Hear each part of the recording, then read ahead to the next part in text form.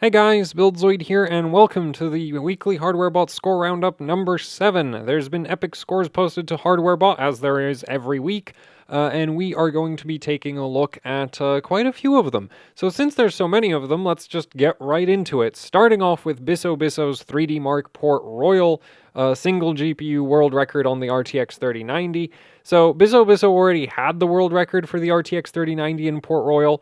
He's just improved on his score by, I believe, like 100 points, something like that. Not a huge, change in the score, but I think on the previous score that he posted, he complained that like the system crashed right after he actually got an even better score. So I guess this is like, well, he got that score, like he got that score again.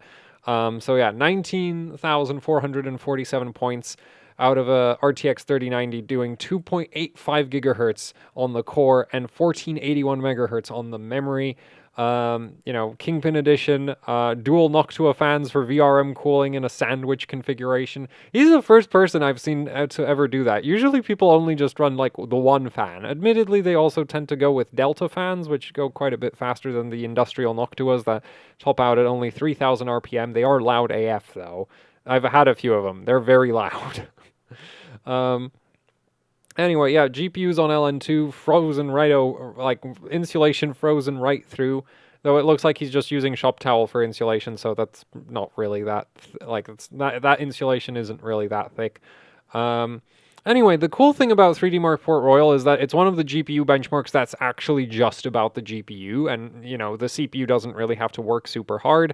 So for the rest of the system, we're looking at a 10900K running 10 cores and 10 threads. The reason you would kill hyperthreading is basically in any scenario where you're not actually taking advantage of the extra threads.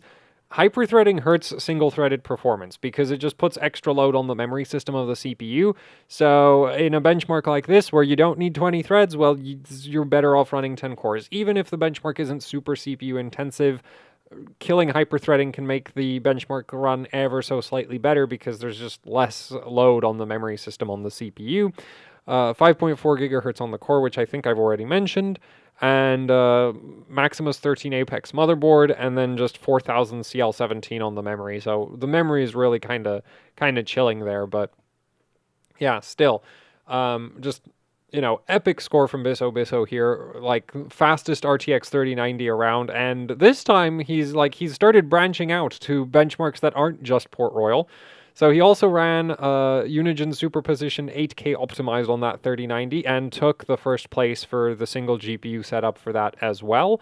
This time 2835 on the core and 1481 on the memory, so I'm assuming the Superposition is just harder on the GPU core than Port Royal is, which I wouldn't know for sure because I've never run either of those benchmarks, and also which benchmark is heaviest can sometimes vary by the architecture, and like on AMD, it can also depend if you're running with or without tessellation. So, yeah, it really it really depends. But evidently, for at least his 3090, the Superposition seems to be the harder benchmark to run high core clocks in. So here it's just running 2835, and this is another benchmark. This is another GPU benchmark where you don't need to like push the CPU to ridiculous levels because the benchmark is entirely CPU bottlenecked, and there isn't like a entirely GPU bottlenecked, and there isn't a like CPU test component to the benchmark. Like say 3D Mark Firestrike has a physics test, right? Where like that's just straight up a CPU benchmark inside the overall the overall Firestrike benchmark. Well, Superposition doesn't do that. Port Royal doesn't do that. So here the 10900K is actually running even slower, as it's only at 5.3 gigahertz. Instead of the 5.4, but still just 10 cores, 10 threads, because again, it's just hyperthreading. Like hyperthreading in non-multi-threaded workloads just kind of, but like at most harms your score, at best does nothing. So yeah, anyway, and then Bisso also ran TimeSpy on the card, where he ran the slowest clocks of all at 2835 on the core and 1469 on the memory. I'm guessing graphics test 2 just like GT2 and TimeSpy is super hard on the memory of the GPU. So I'm guessing that just did not appreciate the clocks that he was pushing for the other two benchmarks on the memory. But he managed to take the first place for the 3090 in TimeSpy as well.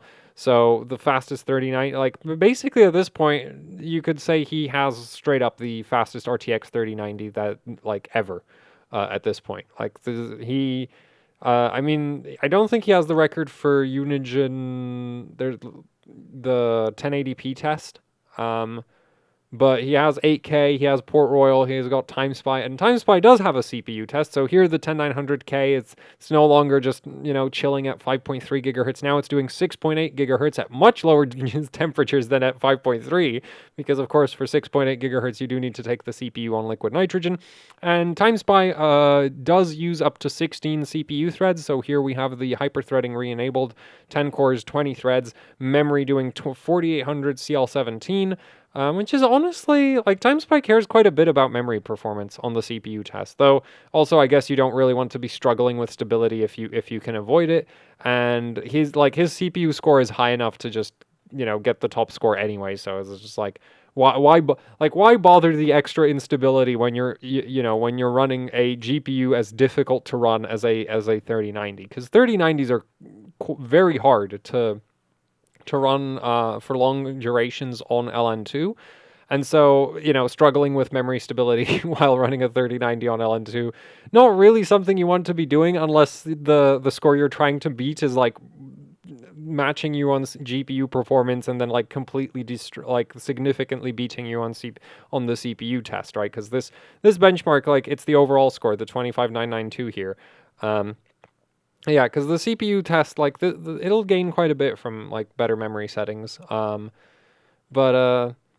still, like, 6.8 on the CPU and then 48, like, the difference between really harsh memory settings on the memory and, like, this is still fast. Like, 4800 CL17 is by no means slow. It's just that if you were really pushing it, you might be looking at something more like 4800 CL15. Which actually, or even CL14, but I'm not sure you would have enough memory at that point. Like, that's the interesting thing with Samsung BDI is the harder you push it, the less RAM is available. So the less memory you can be, you can actually address. So while still maintaining some level of stability, but still all around, like, just great score, great CPU overclock, great GPU overclock. Really, really just awesome to see this 3090 just run through, because like he's been demolishing the Port Royal rankings for a while now, so it's just really cool to see Bisso branch out into the other benchmarks, and yeah, maybe someday we'll see like a clean sweep of all the 3090 benchmarks that are worth a bunch of points and aren't ancient, because some of the ancient ones are just really hard to run if you don't have like a bunch of software tweaks for them. Yeah, also, like, some benchmarks like Firestrike, you're better off running a 6900 XT. I think Firestrike Ultra is still preferred on the 3090. Isn't it? Oh, no, 6900 XT is... Wait. I'm pretty sure the 3090 had Firestrike Ultra. Or it didn't? Oh, no, apparently it didn't. Okay, so 6900 XT has Firestrike Ultra, but... all of the benchmarks where the 3090 is relevant, it would be cool to see this card at the top of those. Anyway, so yeah, congrats to Bisso on the top scores, and let's move on to the next score, which is Xarox77's Geekbench 3 multi-core for the quad-core category with a Ryzen 3 3300X. So Geekbench 3, I love this, but I really like this benchmark. It's got a pretty high peak power draw. It's not that long. It cares about memory performance. It's like just better than Cinebench in every way. You can run it usually you can run it at slightly higher CPU clocks, and also you actually need to pay attention to your memory settings. Anyway, Xarox77 here has run a 3300X on the Crosshair 8 Dark Hero, along with some G-Skill Trident Z Royal memory, got himself into the second place on the quad-core CPU rankings, and yeah, CPU pushing 5.738 gigahertz, and memory at, what is that? That's like 4540, 1434. So the thing is, like, as I mentioned, like, Geekbench cares about the memory. And I'd like to, obviously solid score getting second place. The interesting thing is Xarox actually has the highest clock 3300X for Geekbench 3 currently. And he doesn't have the top score because, yeah, the memory, and actually I think even his like CPU tests are, no, like his integer test is higher, right? You can see this is 36435, this is 36603. Then we have a 35762 versus a 35665. Yeah, so it's like small differences in the like the just CPU tests, and then Takuko, I'm butchering that name. Anyway, this guy over here, who's in first place, 9,100 points on the memory score because this is running at 2366, 14, 14, 14 on the memory instead of 2271, 14, 14, 14 on the memory.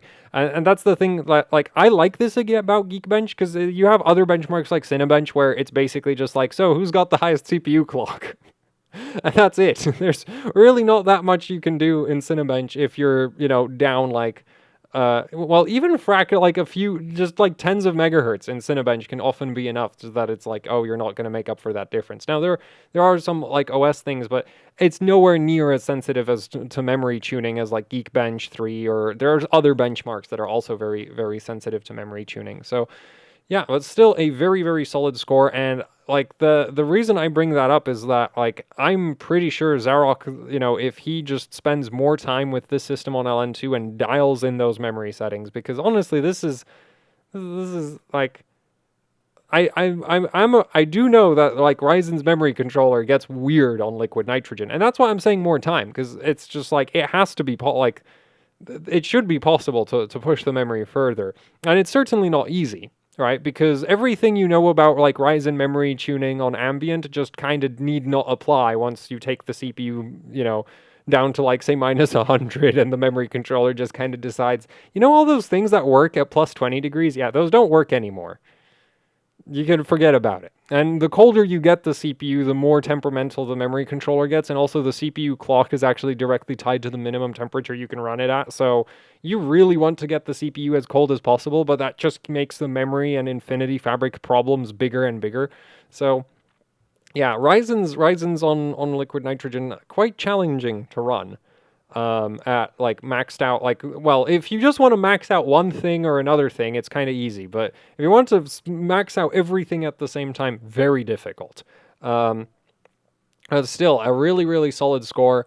And yeah, it would be awesome. Like, I think Zarok really should consider a second session with this chip, or several sessions. Like this looks like a first place capable CPU, unless the memory controller is like especially bad. But like I think he's even taking it kind of relaxed on the timings. Like TRAS 34 is like that's daily settings. Like honestly, this looks like a clocked up XMP in terms of timings. I'm not saying that it is. We can't see his sub timings, but his primary is like 14, 14, 34 watt. Like you could run 14, 14, 14, 21.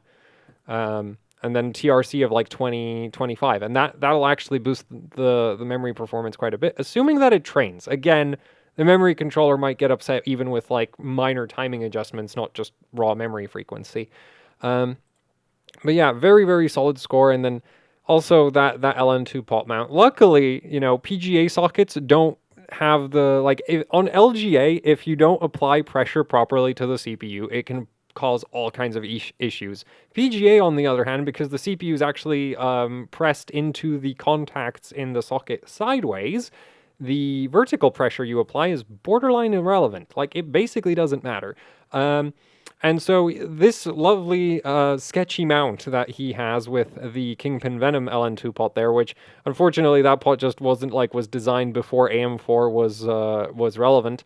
So yeah, you got to mount it sideways like that. And I'm surprised that he's using the AM3 holes instead of like the Intel mounting holes, because when I've done this, I use the Intel holes. But yeah, either way works.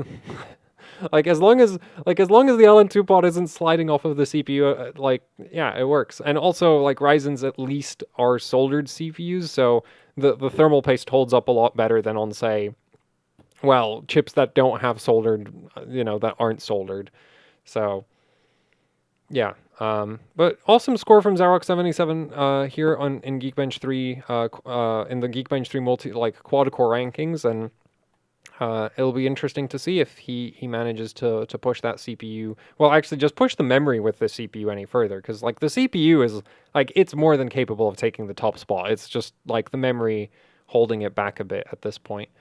So anyway, let's move on to the next score, which is Pirat's Cinebench R20 quad-core score with the i7-7700K at 6.6 gigahertz. Now, these CPUs are like, if there was there's a list of easy hardware to run on LN2. 7700Ks are not on it because they're not soldered, and they love to break contact with thermal paste. Anyway, he ran this on a Maximus 9 Apex, which is basically the best overclocking motherboard you can get with a Z270 chipset. Also, that mounting hardware right there is just, it's wooden.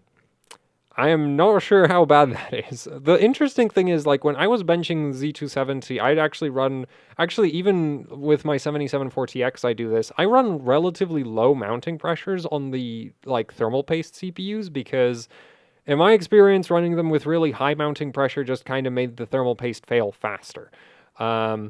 I don't know if the true is the same, like if everybody, if it's the same for everybody else, but at least for me, it was just like the more pressure I put on the chip, well, it wasn't even like, oh, the thermal paste would last long. It was just like you got to a certain temperature and the thermal paste just gave up immediately.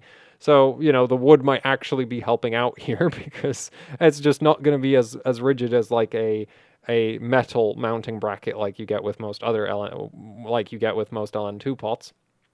But still, you know, managed to get fourth place in the quad-core Cinebench R20 rankings, hitting, you know, basically the limits of what's possible in Z270 in terms of memory. So that's 4133, 1211, 1128, 1T.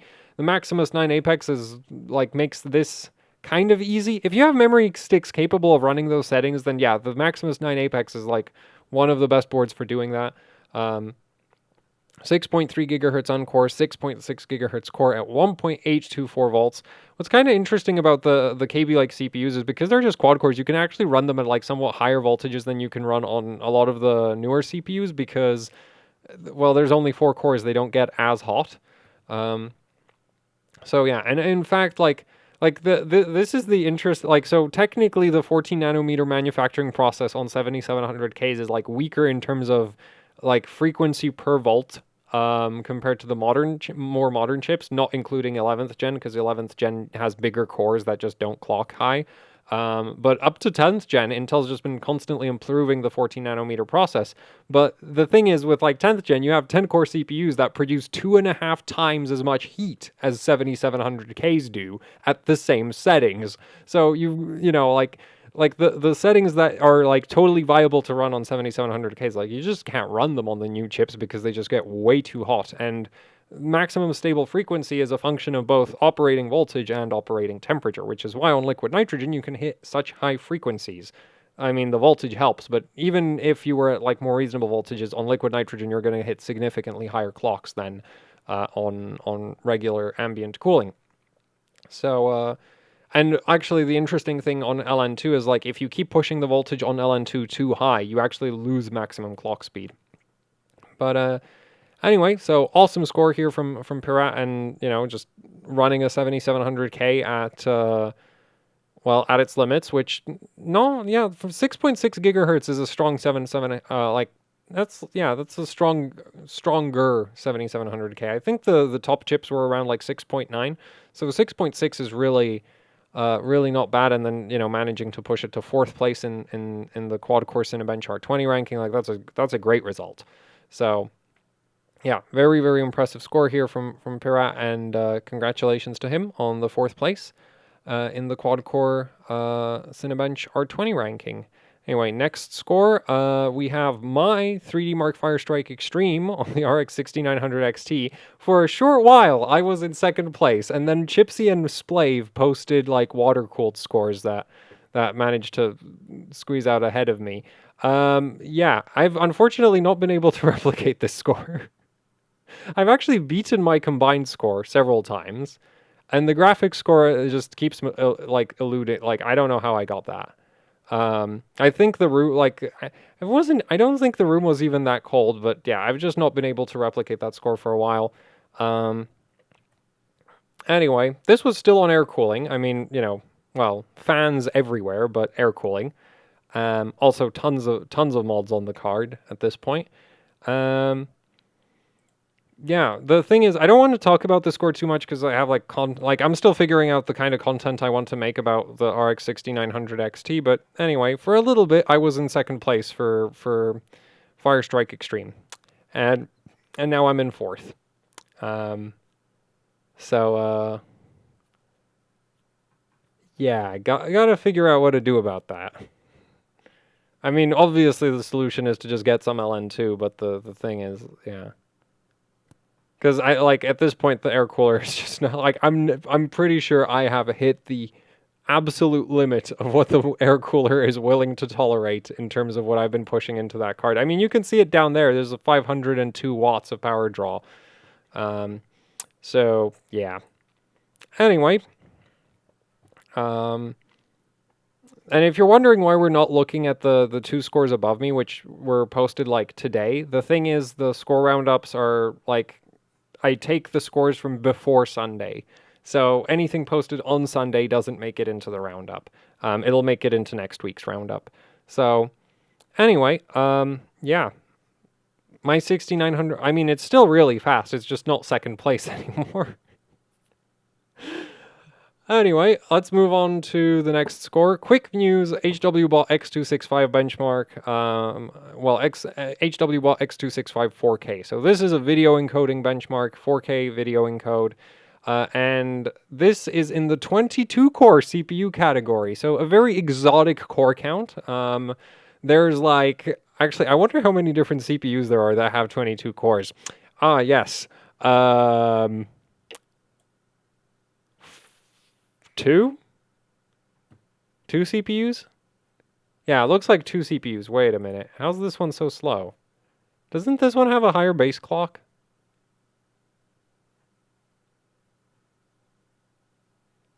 Well, whatever.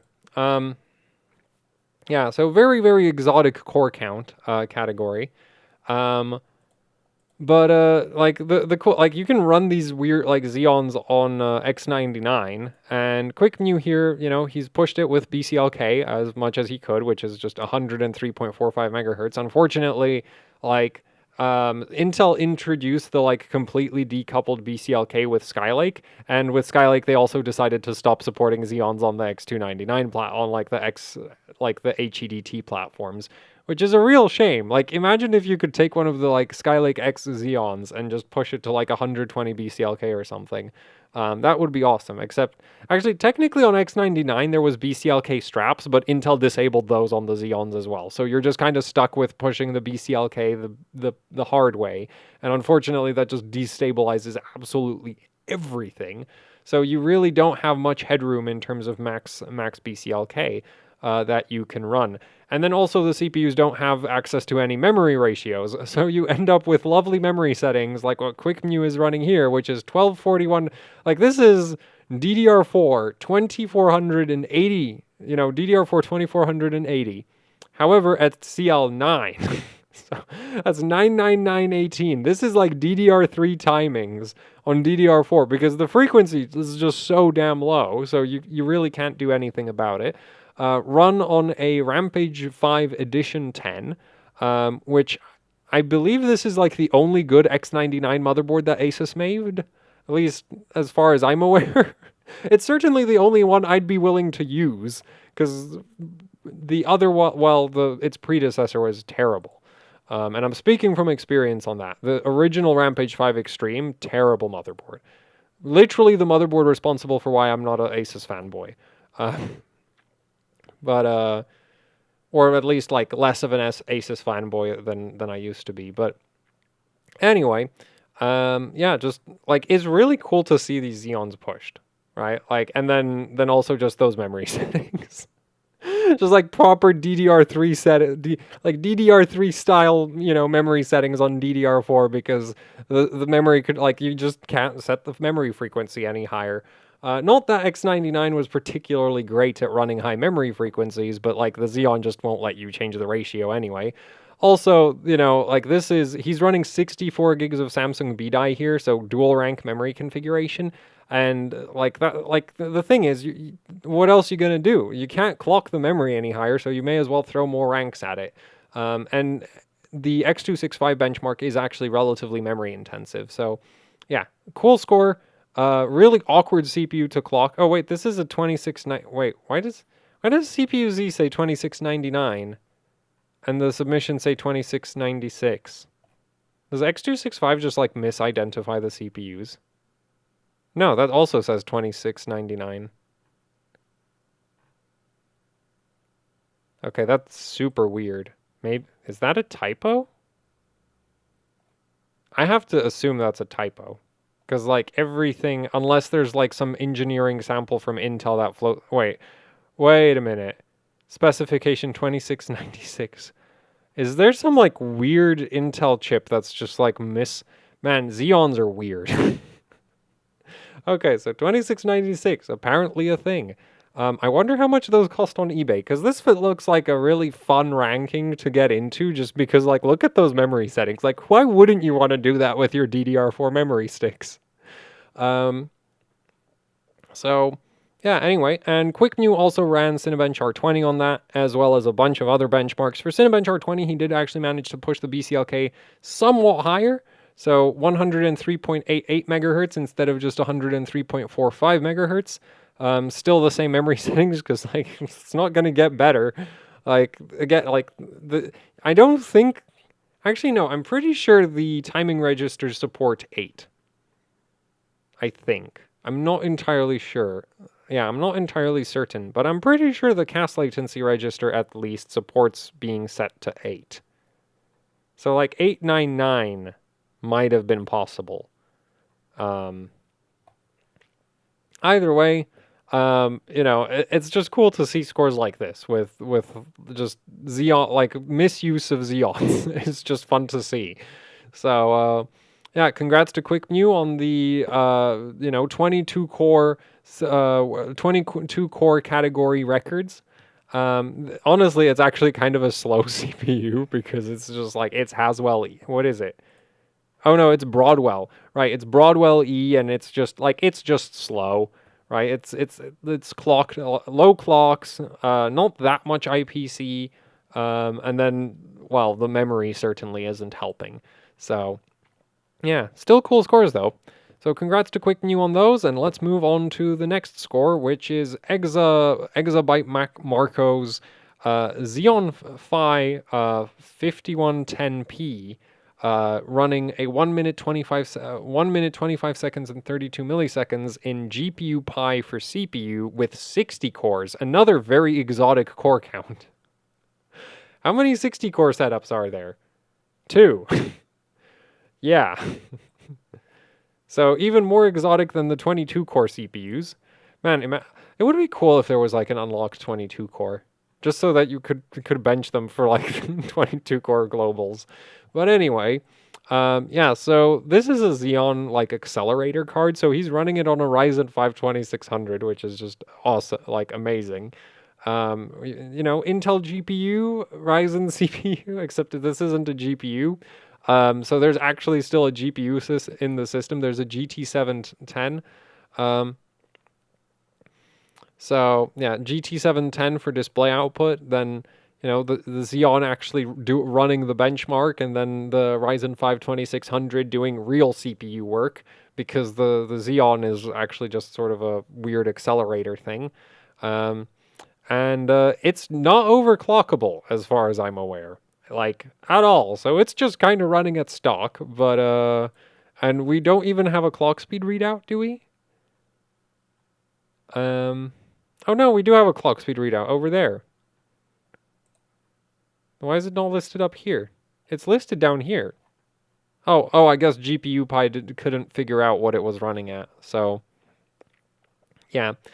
Anyway, I think it would have been cool to see a picture of the setup here, but yeah, just interesting score in that, like, it's not every day that you see well, actually, this is, I believe, like, the first Xeon Xeon score posted to HWbot, at least for this specific model. I don't know if there's like other Xeon Phis that have been benched in the past, but this is certainly the first one I'm aware of. So yeah, just a cool score, and congratulations on to Exabyte's Marco finding one of these. I have no idea how he even got this. Like, where do you get these? But yeah, interesting score, interesting hardware, and that's why it's in the roundup. And now we get into the hardware score portion of the roundup. So now we're going to be getting like specific, like specific GPU rankings instead of like core count or like number of GPUs. Now we're going like specifically for say GTX 970 or whatever. So starting off with Shaggy SVK's 3D Marco 3 GTX 970 record. So this is an Epowered GTX 970. So basically he replaced the V-Core VRM with a EVGA ePower 5. And then, chilled water cooling on the GPU, running 1615 on the core, 2000 megahertz on the memory, 11900K doing 6.7 gigahertz, because 3D Marco 3 is a very, very old GPU benchmark, and so it is super CPU bottlenecked, as just look at the graphics test FPS readouts, okay? So GT1 is running at 3,194 FPS. GT2 is running at 1,942 FPS.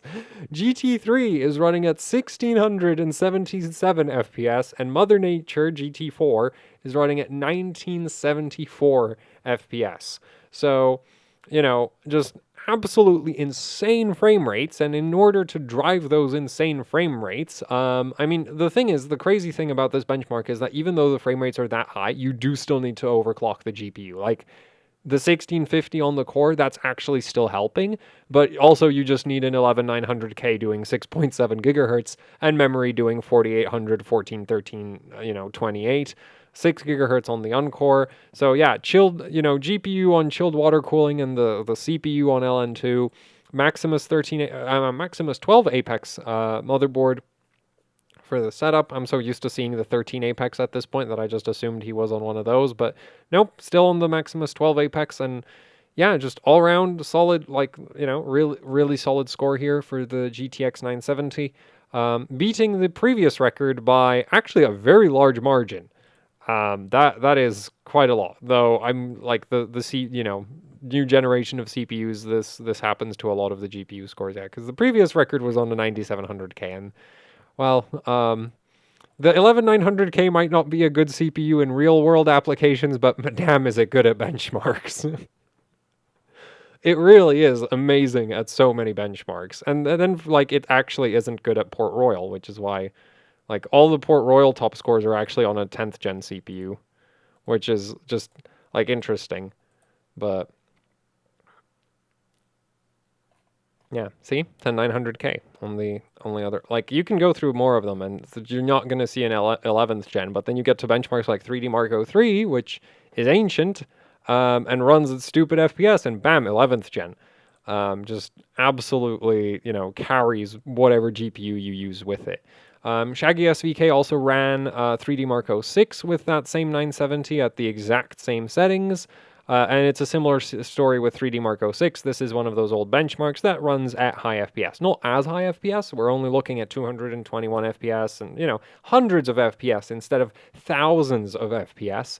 And also, this is a multi-core benchmark. Like, for 3D03, he was only running 8 cores and 8 threads. Here he's running 8 cores, 16 threads, because there's a CPU there's a CPU test in this benchmark that does actually use quite a few threads.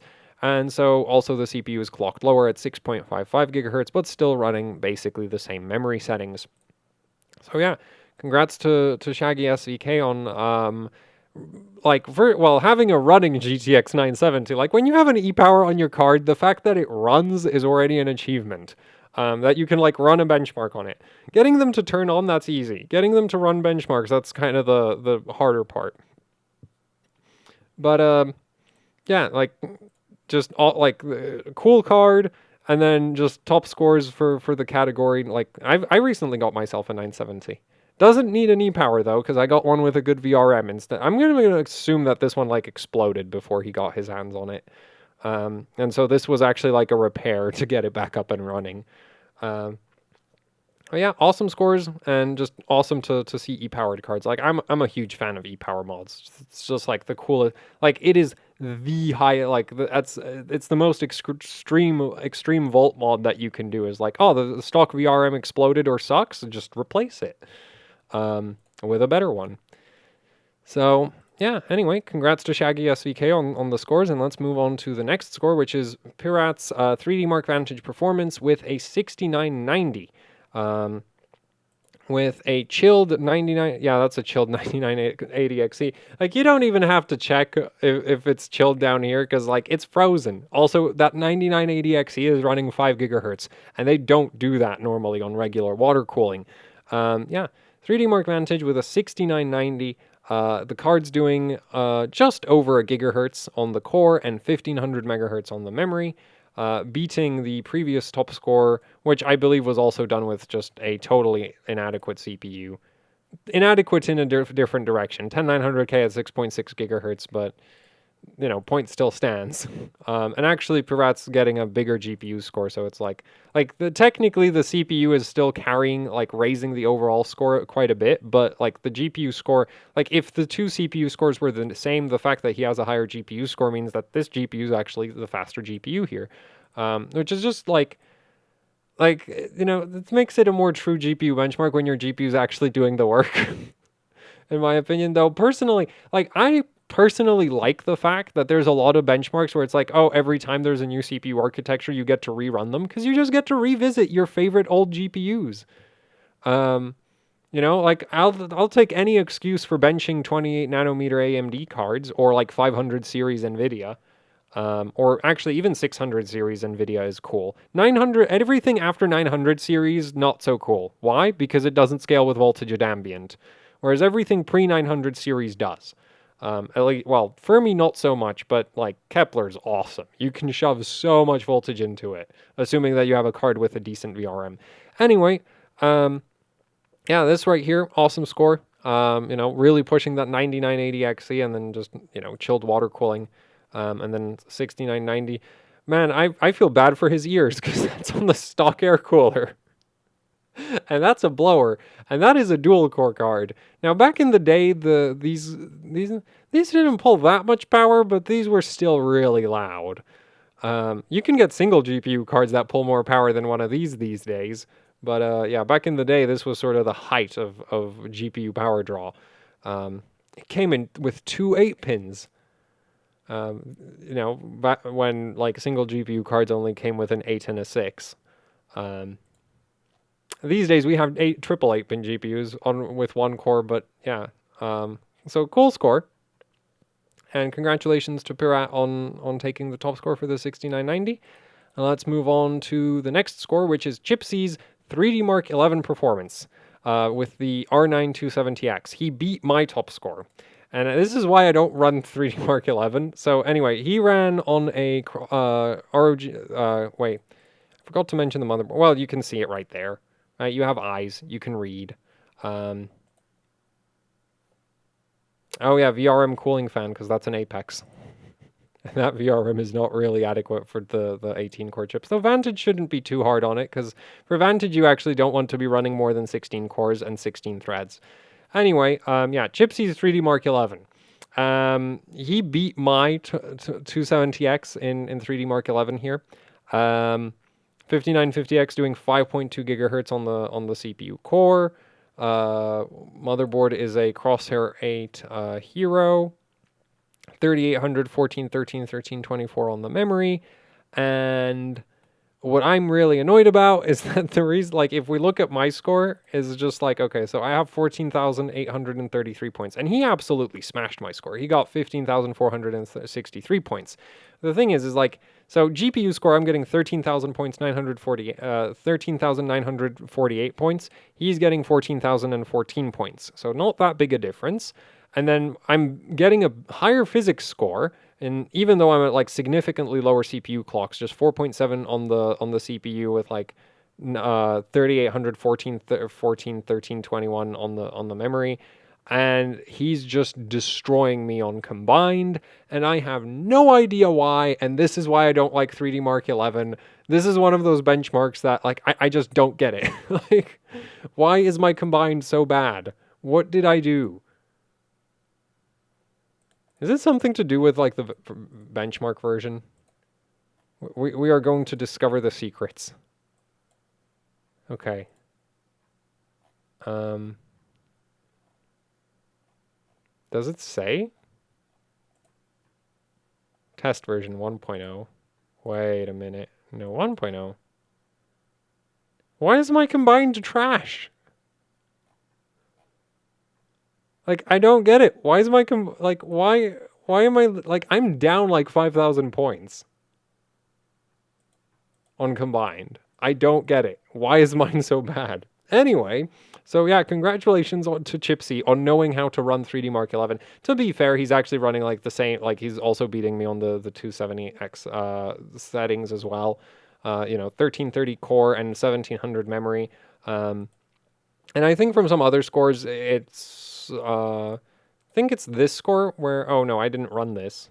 There was one other score that he ran where he was just beating me on GPU score, so he has to be running like higher memory, like all like adjusted memory timings because my card wasn't on stock memory timings. And anyway, I need to revisit my 270Xs because yeah, this right here, this is a problem. Anyway, so yeah, congratulations to Chipsy on on the 3D Mark 11 performance score with the 270X. And also, he took Unigine Heaven Extreme to my great surprise, because I thought you would need a... Yeah, I really thought you need a chiller for this one. Because, like, well, you need phase change for this one, because 12 is at the top of the ranking with the 2622, but I guess AMD's drivers just... Like, this is the funny thing is, like, with at least GCN cards, if your drivers are new... If there's a big, like, difference between the... Like, if the drivers you're running on are significantly newer than the previous old records, you're probably going to crush them at, like, significantly lower... At potentially lower clocks. So... Yeah, but still, Chipsy's pushing this card quite hard, right? 1320 on the core, 1675 on the memory. This is a cool benchmark because it doesn't need a crazy fast CPU. This is another one of those. Well, these days with modern GPUs it does, but for like a 270X, if you're getting like less than 4,000 points in this benchmark, you really don't need a very fast CPU, and you only need 4 cores for it. So this is a cool benchmark if you like want to really put a lot of, like, if you're running older cards and you just really want to spend all of your time tuning the card and not the, like, CPU, this is a great benchmark for that.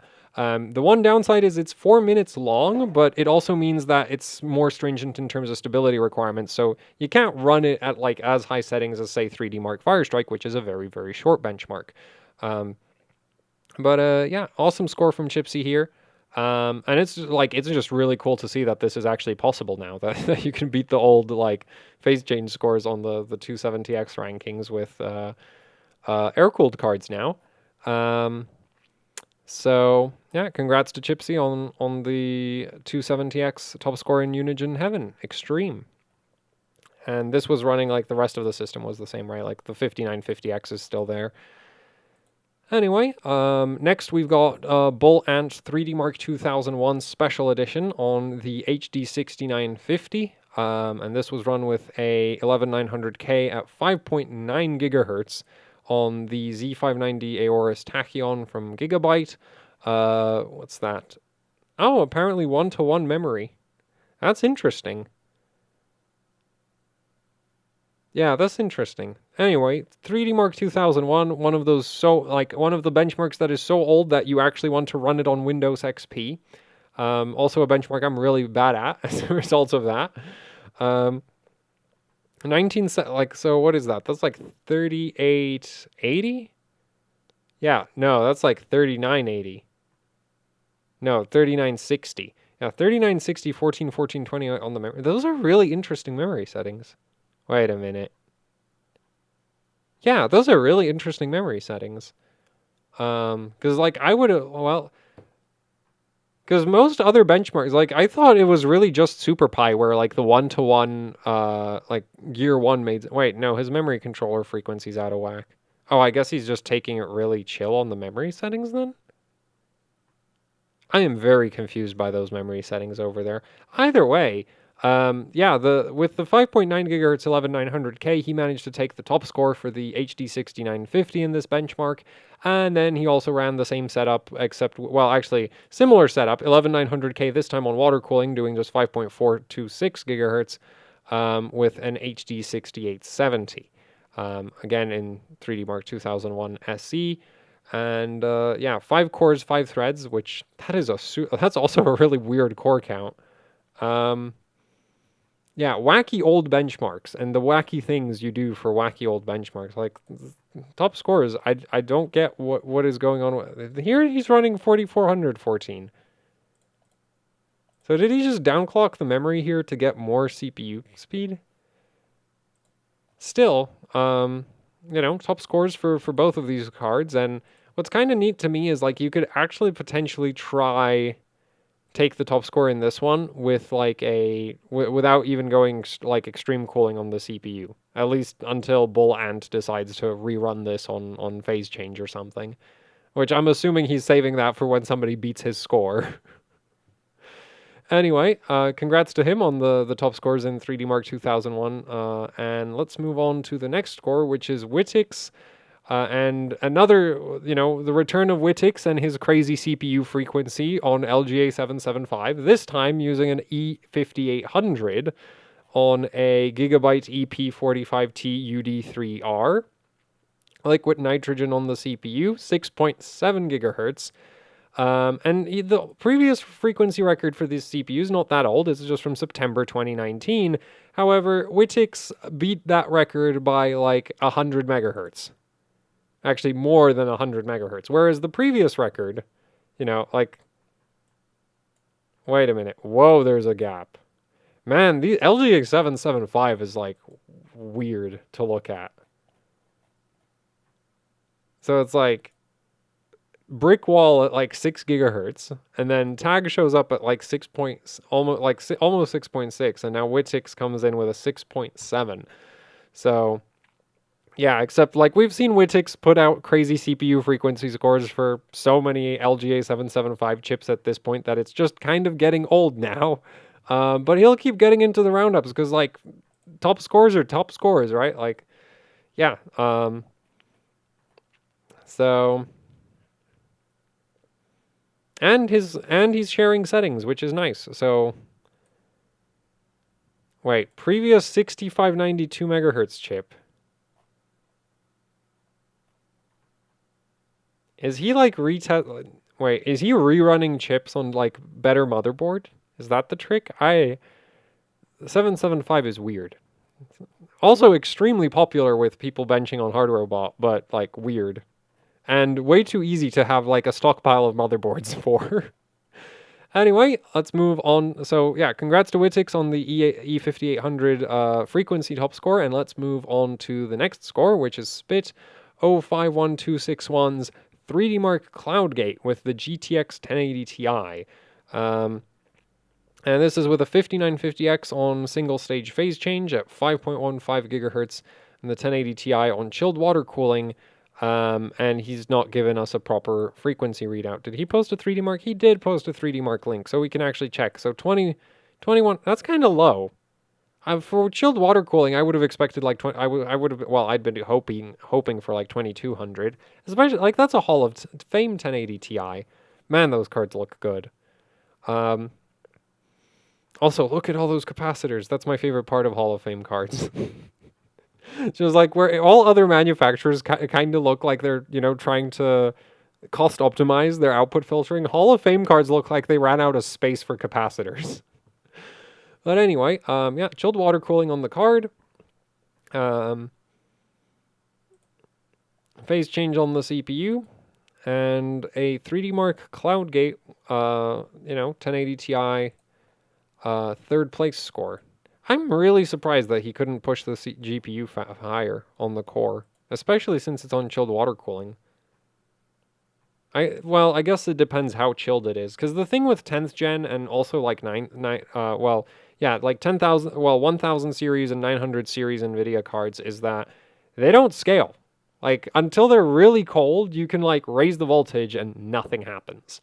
I mean, the power consumption goes up, but the frequency doesn't improve. So they're really boring, in my opinion. Like, whereas if you have like a Kepler card and you shove 1.4 volts on ambient into it, if you have a reference board, the VRM blows up. But if you have a good if you have a good card, you can actually push like really, really high clocks on ambient, which you just kind of can't do on like 10,000, like 1000 series and 900 series.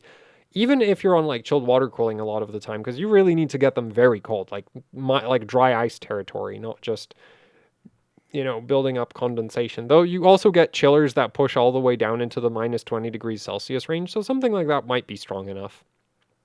Still, awesome score from Spit here, and also just like it's cool to see his insulation process. Though I personally really don't like Vaseline. It just makes like anything that doesn't dry and you're using it as an insulation material is just a mess as far as I'm concerned, and I refuse to use those kinds of I don't like that style of insulation. And it does. Admittedly, it does work. Like it does stop your hardware from getting wet and not working, but it's also really messy. So yeah, cool setup and just cool score, right? Third place on the 1080 Ti in 3D Mark CloudGate. So anyway, let's move on so congratulations to Spit on that, and let's move on to the next score, which is Moi kot libit moloko. I feel like I really wish I knew what that meant. Just because I'm very suspicious of that sentence. But either way, SuperPi 1 million on an Intel Celeron 1200 megahertz CPU, which took 1 minute 11 seconds 743 milliseconds. This is SuperPi 1 million. This is some ancient technology right here. Okay, this is freaking prehistoric on phase change without proper mounting hardware. So we've got the double C clamp action going on, right? See that? Double C clamps. So old, sketchy, and very slow, but the fastest one, actually, is it? Yeah, straight up the fastest one of these to ever be run. Beating the previous record by over 200 milliseconds. So quite an improvement right there. What is this? Does this uses... I don't even know what memory technology that is. Like, I have no idea what RAM that is. Like, what is that? 222... Is this not even double data rate? I have no idea. Pushed it to 2.1 gigahertz. Yeah, so that's actually that's a very big overclock. Yeah, that's a 75% overclock at minus 50 degrees on the phase change. Do these just not work at lower temperatures, or has just nobody bothered to run them at lower temperatures? Oh no, somebody's run them on LN2. Somebody ran LN2, and apparently that really didn't work. Anyway, yeah, I wish I could tell you more about this, but this is as I said, I have no idea. Like this is ancient to me. This is very, very ancient to me. Yeah, motherboard's freaking yellow, and that is a Asus TU SL2-C motherboard with an 815 EP chipset. That sounds more like it sounds more like a regular part number than a chipset name. But I guess back in the day that actually made sense to do it that way. So yeah, cool score. I wish I knew anything about hardware this old so I could go into more detail about it. But to me, it's just kind of like you ran SuperPi 1 million for a minute. That deserves to get into the roundup. Anyway, so congratulations to Moik on the score, and let's move on to the next one, which is Dom324's 3D Mark Firestrike with a GTX 750, which he absolutely hammered as he pushed the poor little card to 1832 on the core and 2.048 gigahertz on the memory with dry ice at minus 53 degrees load temperature, which is actually really warm. Now that I think of it, he was probably slamming the poor thing with voltage. Like it's flying, like 1832 on the core. That is, yeah, it's absolutely flying. 5.2 gigahertz 9900K because, you know, this is Firestrike and yeah, there's a physics test, but when your GPU is this freaking slow, it just doesn't matter. Actually, it does. If you put, like, this is the annoying thing about benchmarks like Firestrike, you can actually boost your, like, if you had like a 40,000 point physics score, it would actually slightly raise the overall. It wouldn't make a big difference, but it would be ever so slightly higher. So, yeah, that's kind of annoying, but anyway, Dom here managed to... Well, there's actually like a lot of pretty aggressive competition for this card. Like there's an 1800, 1851, but with like the memory not doing well. Another one, more core and even worse memory settings there. So yeah, a bunch of these run on LN2. So Dom really like maxed that card out. I wish we could see a setup picture. Like I'd love to see like what kind of mods are on that card. You know, what kind of LN2 pot he's running. Well, yeah, awesome score. Also, that's a 9900 KF on a Maximus 9 Apex. So he's running a modded BIOS on that board. Yeah, it's reporting as a Maximus 10 Apex. So apparently you can just take the Maximus 10 Apex and put it on the Maximus 9 Apex because Asus just loves copy-pasting motherboard designs that much. Oh, and he screwed up his screenshot. He doesn't have his memory settings. Oh, that really sucks. Oh, man, that really sucks. Oh man, yeah, he's gonna have to redo that. I'm like 99% sure he's gonna have to redo that. Cause if you don't have yeah, that's, oh man. I did the same thing on a different submission recently. I posted 2 CPU tabs, I think. That normally it's you post 2 CPU tabs. It's new that he posted 2 motherboard tabs, but that is a real shame. Because he really, like, that card is absolutely flying. Oh, well, if he resubs, hopefully he'll give us a system picture. At least I'm hoping for that, because I'd love to see what this setup looks like. Anyway, so congratulations to Dom on the, GTX 750 top score in Firestrike. And let's move on to the next score, which is Obiwan's. Oh, I guess it's just a play on Obiwan. Anyway, Obiwan's 83, Obiwan 83's W Prime 1024M, which took 2 hours, 13 minutes, 20 seconds, 623 milliseconds, using an Intel Pentium III 500 megahertz. This thing looks like a crossover, like a weird crossover between a stick of RAM and a graphics card, but it's actually a CPU. And he ran it on phase change with this mounting hardware for 2 hours. Now that's what I call commitment. 750 megahertz on the core, so a 50%, yep, a 50% overclock. The memory, we are back to me having no idea what this is. Like, this is some kind of RAM, apparently, but I have no... Wait, is the RAM integrated into the CPU? No, there's another stick of RAM. Wait, is that the cache? What is that? Okay. This, obviously, way outside of my understanding. This stuff, like ancient technology right here. But either way, 2 hours of W Prime 1024M. You know, it's kind of funny. W Prime right here, it says stability test, right? If you actually use 1024M W Prime as a stability test on modern hardware, you're doing a terrible job because it finishes way too quickly to tell you the stability. But when it takes 2 freaking hours to run, it's like, okay, you know what? I think that qualifies as a proper stability test at this point.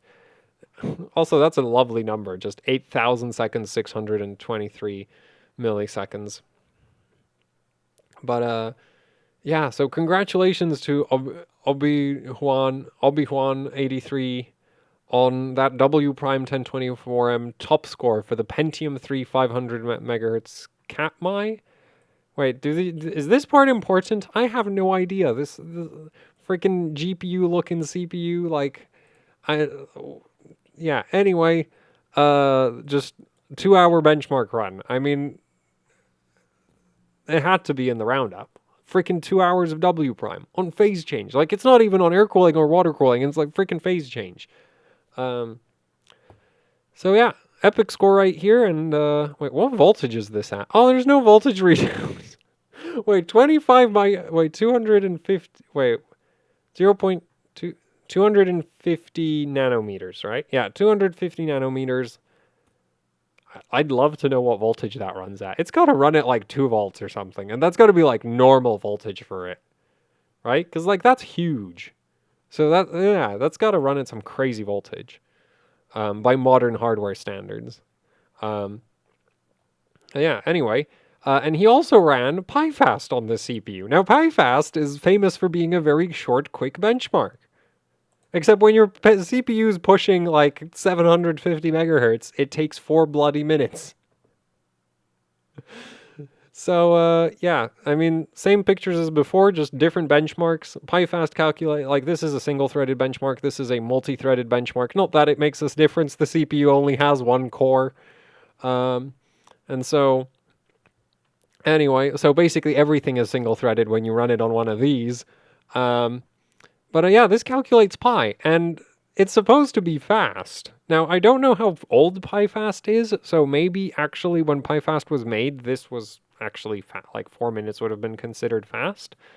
But yeah, I don't consider 4 minutes fast. In fact, 4 minutes is really pushing like the limits of my patience for what I'm willing to like run as far as benchmarks go. So... I mean, like well, obviously, Obi-Wan here has patience to spare because he ran 2 hours and 13 minutes of W prime. You gotta really know your system in order to commit to doing something like that. Like, you need to be like 100% certain it ain't gonna crash because that is 2 hours of runtime. Like, if it crashes like an hour and a half into the run, like that's gotta suck so much. But anyway. Still, some like really just epic scores right here. And then the last score we have is Scal's Geekbench 3 8 multi-core score for the Ryzen 7 1700. At 4 gigahertz, he managed to get to second place in the ranking, which I find really surprising. He's not even pushing the memory that hard. But yeah, apparently there's just not that much like competition on the 1700s. In Geekbench 3 multi-core. And so he managed to push, 4 gigahertz at one point. That chip's not very good. That's kind of a lot of voltage for 4 gigahertz. But he's actually pushing the memory quite hard. Like 34, what is that? That's 3460... No, that's 3533, isn't it? Yeah, that's 3533. 1430. Like, you have to remember, first gen Ryzen's memory controller is bad. Really bad. So this is actually quite an achievement. Yeah. And it really looks like, yeah, like pushing his... How is he getting such a high score? I mean, there's been a few updates, obviously, like to the operating system and that kind of thing, but... Is he just, like, getting way higher memory score or something? Oh, well, that's certainly part of it. That's 7,200 points. So I guess his subtime, his TRC is not that tight, but I'm guessing maybe some of his other subtimings might be. And then, oh, and his integer score is like really good. Interesting. The thing is, like, Geekbench has gotten updates. Like the Geekbench 3 test has multiple versions. So like the latest version is Geekbench 3 4.4. 3.44, which I guess might score slightly differently from whatever version was being run back in the day when the 1700 was still relevant. But yeah, congrats to Skull on getting the second place for the Ryzen 7 1700. And bringing to my attention that this is like a CPU potentially worth revisiting, because, well, it's now worth points. And you can get points even if you're on AIO water cooling. So, yeah, still congratulations to him on the second place. And that's it for this HWbot score roundup, and I'm starting to think that I might have to cut down on the number of scores in these because we're over an hour again. But honestly, which of these scores shouldn't have I included? These are just epic due to the especially this one is just epic due to the time commitment. Like 2 hours on phase change on a CPU that looks like a graphics card. With the most awkward mounting hardware I've ever seen. This is worse than when you phase change a graphics card, because when you phase change a graphics card, there's not normally like memory sticks in the front of the graphics card, right? So yeah, this is just such a cool score. There's no way I could have ignored this. And same goes for this GT750 here. Like, this thing's absolutely flying through Firestrike. And same goes for, okay, this one, I guess... Well, no, this one's cool because it's ancient and also the super sketchy mounting hardware. Right? I mean, also, well, oh yeah, Super Pi 1 million running for a minute is impressive in and of itself, I guess. Not used to... this is a benchmark that you expect to take seconds, and it's running a minute and 11 seconds here. Yeah, I guess maybe I could have... Well, no, this is still a cool score. This top 3 finish on a 1080 Ti. Cool score. Then we have... this is a straight up, really high... ridiculous frequency for an E80... E5800. Yeah, I see no scores that I would like to remove. So... That's it. Unfortunately, I don't know. Maybe we'll just keep doing ridiculously long HWbot score roundups, or maybe I should split them up into 2 episodes. Have one on Sunday, one on Monday. There's an idea. Double the views. The thing is, I feel like then the channel would be like I don't want most of the content being posted to the channel to be HWbot score roundups. But it's just, people need to stop posting so many awesome scores. There. Post worse scores, please. Thank you. I could have removed my score, I guess. Yeah, we could have skipped my score.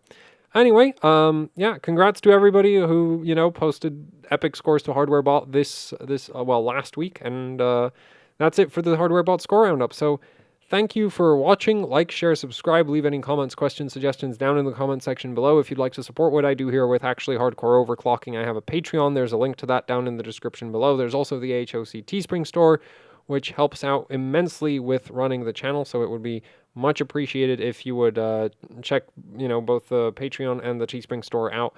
Yeah, that's it for the video. So thanks for watching, and goodbye.